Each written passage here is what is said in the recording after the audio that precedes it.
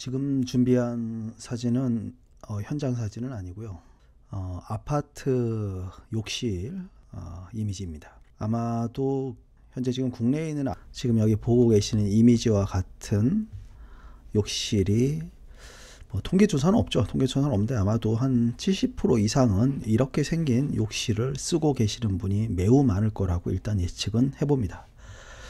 자, 일단 지금 보고 계시는 여기에서 이 부분에 지금 의자가 보이고 있는데 이게 이제 식탁 의자가 되겠고요. 이제 식탁에서 욕실이 가까이 바로 보이는 이제 그런 형태가 되겠는데, 일단은 주방 바로 옆에 있는 욕실이 있는 것 자체가 이미 좋은 설계라고 볼 수만은 없고요.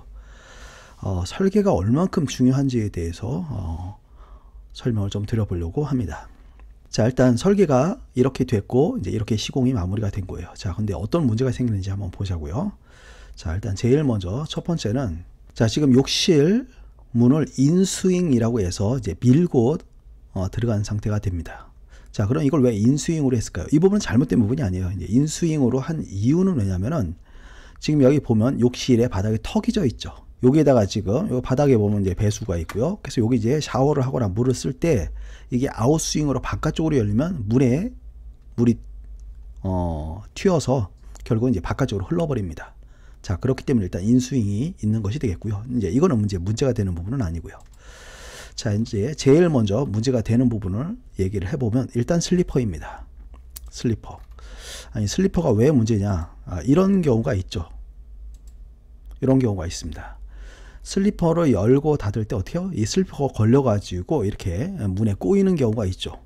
이거는 앞에 사람이 예를 들어서 슬리퍼를 제자리에 잘 정돈을 해서 놓고 나갔다고 해도 다음 사람이 열고 닫을 때 이런 일들이 생기는 거죠. 자, 이거는 뭐냐면 그 슬리퍼의 높이를 고려하지 않고 설계 시공이 됐기 때문에 이제 이런 문제가 발생하는 것이 되겠고요. 자, 두 번째는 수건거리입니다. 수건거리. 수건거리가 왜 문제냐? 자, 한번 생각 좀 해볼게요. 자, 평소 때는 이 문이 닫혀 있죠. 자, 그런데 내가 손에 물기가 있어서 수건을 잠깐 써야겠어요. 그러면 이제 어떻게 쓰게 되냐면, 먼저 가까이 여기 있는 수건이 생각이 나겠죠. 자, 그러니까 욕실의 문을 엽니다. 그 다음에 슬리퍼를 신어요. 그 다음에 안으로 들어와서 문을 다시 닫죠. 문 뒤에 수건이 있으니까 닫고 그 다음 수건을 씁니다. 그리고 쓴 다음에 어떻게 해요? 다시 문을 열고 슬리퍼를 벗고 나갑니다. 자, 이게 별거 아닌 것 같은데 굉장히 번거롭습니다. 굳이 여기다 놓지 않는다면 이런 문제를 해결할 수가 있는데 이게 여기 있어서 생기는 문제예요. 자, 이번에는 세 번째 문제를 가서 보자고요. 세 번째는 양변기입니다. 자, 양변기가 왜 문제인지 한번 보겠습니다. 먼저 문을 열고 들어갈 때 실은 이 문이 양변기에 거의 달랑말랑합니다. 무릎 부분 정도가 되겠죠. 자, 그래서 실제로 들어갈 때는 문이 완전히 열린 상태여야 겨우 들어갈 수 있는 상태가 되겠고요. 욕실에서 나갈 때도 마찬가지입니다. 문이 완전히 열려야 나갈 수가 있죠. 그렇지 않으면 양변기 여기 끝자락 부분에 신체나 또는 옷에 이렇게 닿으면서 굉장히 좀 불쾌한 느낌을 좀 경험해 보셨을 거라고 봅니다. 자, 그러면 왜 양변기가 여기 있냐 이거죠. 여기 있는 게 별로 안 좋은데 그거는 잠시 후에 세면기부터 얘기할게요. 자, 다음은 세면기입니다. 세면기가 여기에 있는 것도 문제입니다. 아까 수건하고 비슷한데요. 자, 실질적으로 양변기하고 세면기 중에 두 개의 우리가 일상생활하면서 사용 빈도는 뭐가 더 높다? 세면기가 훨씬 더 높습니다. 자, 그래서 내가 손을 씻으려고 할 때 역시 문을 열고 슬리퍼를 신고 들어와서 손을 씻고 다시 나갈 때 문을 완전히 열고 슬리퍼 벗고 나가죠. 자, 이게 왜냐면 우리만 현재 이렇게 쓰고 있기 때문에 제가 이걸 자세하게 설명을 드려보는 겁니다. 양변기가 여기 가까이 있는 이유는 뭐냐면 우리가 이 양변기를 쓰기 이전에 변수라는 걸 썼습니다. 재래식 변수를 썼는데 그때 그 노크를 하는 게 워낙 중요했기 때문에 이게 여기 있는 거예요. 여기 있는 이유는 그 이유밖에 없습니다. 왜냐하면 과거에 노크를 하던 문화에서 그 문화를 떨쳐내지 못하고 양변기를 실내 내부로 놓으면서 밖에서 누가 노크를 하면 노크를 해야 되는 그 습관을 버리지 못했기 때문에 이게 여기 있는 겁니다. 그런데 이 얘기를 현 지금 듣고 계신 여러분들이 정말 집에서 쓰고 계시면서 아직도 욕실에 노크를 하고 있는지는 한번 생각을 해보시기 바랍니다. 자, 여기에 가장 이런 문제 중에 하나가 어떤 문제가 있냐면 바로 그 이유는 이것 때문입니다. 욕실 바닥에 배수가 있어서 그래요. 자, 그래서 이 밑에가 항상 더럽습니다. 물을 써도 된다는 전제를 상황으로 만들었기 때문에 이걸 가지고 이제 보통 습식이라고 얘기를 하죠. 유럽이나 캐나다, 미국은 건식으로 되어 있기 때문에 이게 바닥에 없습니다. 그리고 여기에 단차가 없죠. 자, 그래서 실질적으로 거실에서 욕실로 올 때 슬리퍼를 신고 들어오지 않습니다. 자, 그거를 직접 한번 보여드리죠. 자, 조금 전에 보셨던 거를 제가 좀 고쳐봤습니다. 자, 문을 열고 들어올 때 일단 바닥에 단차가 없습니다. 여기에 있던 수건거리는 여기로 갔어요. 그리고 세면기는 이쪽으로 왔습니다. 그리고 양변기는 이쪽으로 갔죠. 자, 보통 이제 세면기를 이 문 옆으로 붙이고 양변기를 안쪽으로 하면 그 설계하는 분들이 가끔 질문을 하실 때 그럼 휴지거리는 어디다 거냐 뭐 이렇게 얘기를 하는데 휴지거리 여기다 겁니다.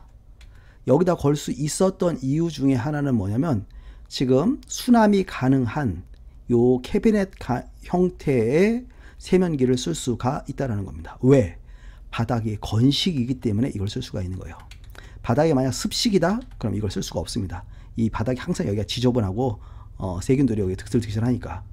자, 그래서 이걸 건식으로 쓰고 이거를 캐비넷으로 쓰면 이 밑에가 좀 예쁘진 않죠. 세면기 밑에가. 거기를 어떻게 해요? 요 캐비넷으로 가리면서 여기를 수납 공간으로 쓸 수가 있는 겁니다.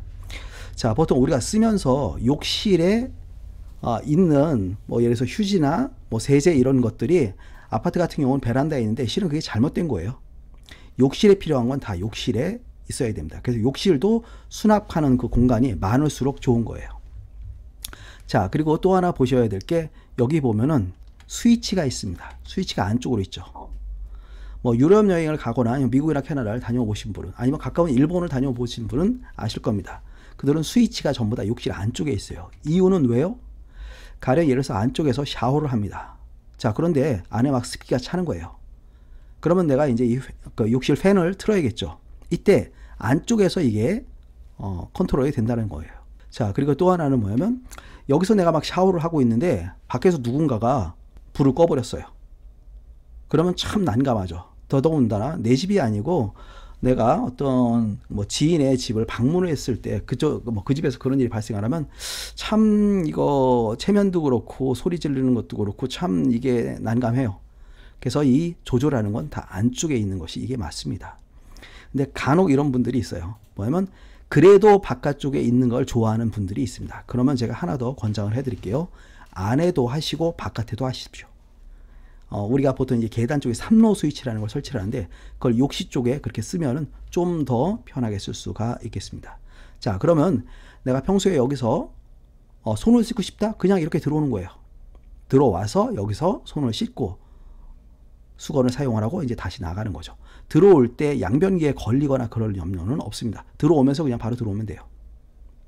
자, 그러면 노크는 문이 닫혀 있다. 그럼 뭐 이제 잠그면 되겠고요. 그리고 우리는 바깥에서 뭐냐면 볼 때 그 스위치에 램프가 들어오고 안 들어오는 걸 따라서 이 안에 누가 있는지 없는지를 일반적으로 판단을 하고요. 그리고 지금처럼 건식을 쓰게 되면 좋은 점이 욕실 문을 한 주먹 정도의 크기 한 4인치, 한 10cm 정도가 되겠죠. 그 정도를 평소 때 이렇게 늘 열어놓는 게 좋습니다. 그래서 항상 통기가 되면서 환기가 되면서 안을 항상 깨끗하게 쾌적하게 쓸 수 있는 것이 되겠습니다. 자, 앞전에 제가 얘기했던 제가 좀 살고 있는 아파트가 욕실이 이렇게 생겼었어요. 근데 정말 다행인 건 이게 바닥에 있지는 않았습니다. 습식으로 이런 식으로 됐지만 그럼 이게 여기에 있지 않고 어디에 있었냐면 이런 방식으로 돼 있었어요. 반대쪽에서 본 거죠. 자, 요걸 이제 트렌치라고 해서 여기에 이제 배수가 있었어요. 그래서 저는 이 바닥에 있는 타일을 높였죠. 양변기하고 세면기 뜯고 바닥에 있는 걸 이걸 높여가지고 단차를 없앴어요. 조금 전에 보신 것처럼 이렇게 없앴습니다. 그리고 슬리퍼는 버렸죠. 자, 그래서 이제 여기서 물청소를 하면 물청소를 해서 어떻게 해요? 이쪽으로 물을 보내는 거예요. 이렇게. 그래서 여기가 건식으로 쓰지만 결국은 습식으로도 쓸 수가 있는 겁니다.